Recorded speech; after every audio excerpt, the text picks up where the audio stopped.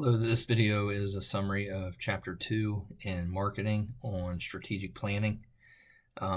Chapter 2 deals with all parts of strategic planning and covers these key terms that are listed. There are a lot of key terms in Chapter 2, and a good bit of what we learn in this entire class is contained here in this chapter.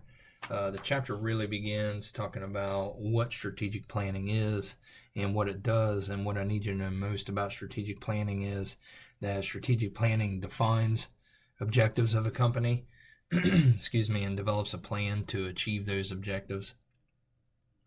A key part of strategic planning is the mission statement.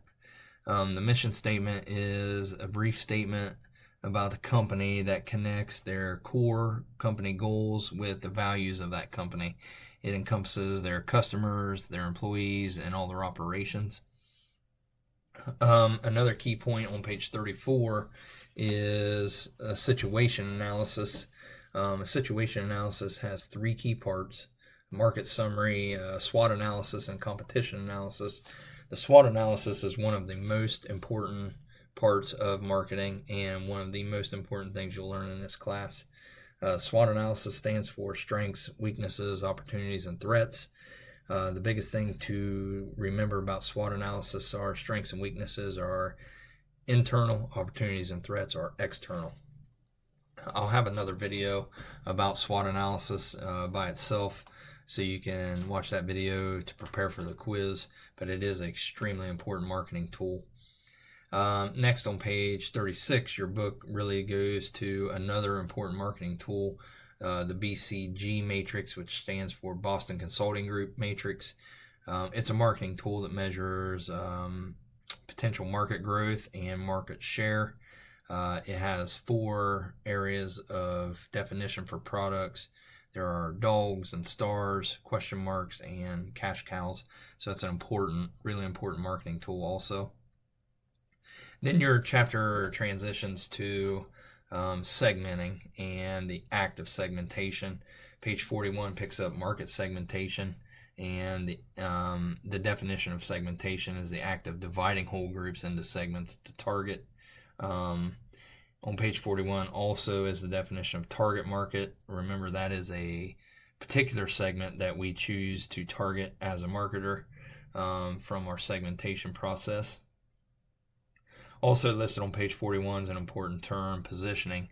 Remember, positioning is always in the minds of consumers. So position occurs when a consumer evaluates the value that you bring them, the value you tell them, and then the value that you bring them. They position your product or service in their mind as the best, middle, or not the best. And the marketing activities take a big part in making sure that the position is at the forefront of all consumers' minds. Excuse me, the last 2 points of this chapter are really important to understand on page 46. Ways to enter international markets and market directly in those markets. Page 46 lists 5 main types that I want you to know. Exporting is important. It's also the easiest way to enter an international market. Direct ownership is another. Joint venture is a partnership between your company and a foreign firm.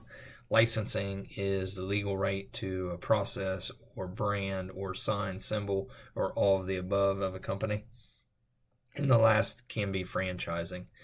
The last term you need to know is listed on page 49. Again, we've been talking about strategic planning and spending marketing money and making sure we spend it effectively. The term return on marketing investment is there. Again, return on investment is important in business, but return on marketing investment looks at just the marketing expenditures we have and what we gain from those expenditures. That's a recap of Chapter 2. If you have specific questions, please email me. Other than that, be sure to watch the separate video on SWOT analysis also. Thanks.